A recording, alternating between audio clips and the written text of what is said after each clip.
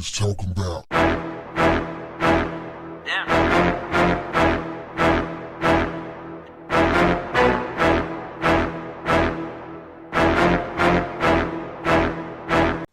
What's up, family?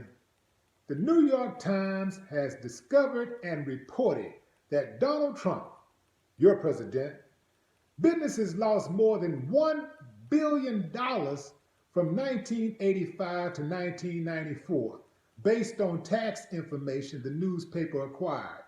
The newspaper said Trump reported business losses of $46.1 million in 1985 and a total of $1.17 billion in losses for the 10-year period, after comparing Trump's information to that of other high-income earners. The Times concluded that Trump appears to have lost more money than any single individual American taxpayer. Because of all of these massive losses, Trump didn't pay taxes for 8 of the 10 years reported. Now you know why he did not want to show his taxes. Because his information is erroneous. He tells a bunch of lies, and those tax records was going to give him up. One thing that I am waiting on them to report, though, is that additional money that came from the Russians and other slick dealings that he has participated in most recently.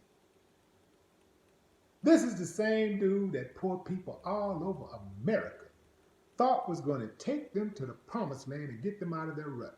This is the same dude who middle income earners all over America thought that, man, I'm right there. I'm right on the cusp of greatness. If I can get Trump elected, maybe that beacon of hope will shine on me and somehow influence me and motivate me, push me into greatness, and I'll be a billionaire also. Keep in mind, the businesses listed in the tax documents are only a reflection of his core businesses. Don't include the other businesses he had interest in and where he wasn't a primary owner. Donald Trump, new movie coming soon, The Biggest Loser. Y'all doing a whole lot of losing to be doing so much winning, man. How that happen? And what is he spending all his money on? How is he losing so much money? I know he a trick. I know he do a lot of tricking. You know, he pay for it. He ain't got no problem paying for it, boy. Because otherwise, I mean, how could he get somebody that looks like Melania? You know, like, damn sure he didn't get it with his charm. You know he didn't get it with his looks. No orange man could ever get a girl like that. So we know what that's about. We know he paying. He ain't got no choice. I mean, that boy be dried all up if he had to rely on his looks or anything else, his personality, his charm, anything, man. It's got to be about the money. Ain't nothing else it could possibly be about but the money.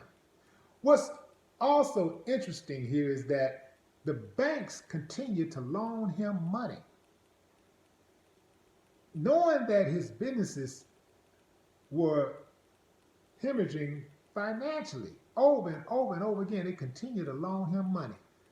Banks should look at him and like run the other way. So what is it that he had on the banks? You have to ask that question.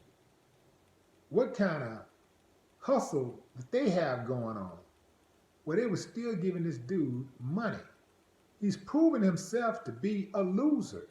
He's not a good business person. Some of y'all think somebody is a good business person because they made one thing work, but they destroyed 100 other businesses in the process. He's not a good business person. Horrible business person.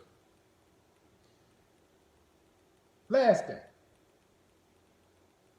Remember that book that he wrote, The Art of the Deal, where he's trying to come off as a scholar of business? He really didn't write that book. That was also What does Maury say? The lie detector determined that that was also a lie. So he didn't even write the book that he's getting all this credit for, The Art of the Deal. People are still reading that book like it's law. They're reading it with the idea that it was written by Donald Trump, but he had a ghostwriter. This book, The Art of the Deal, was written at a time when he was losing millions and millions and millions of dollars.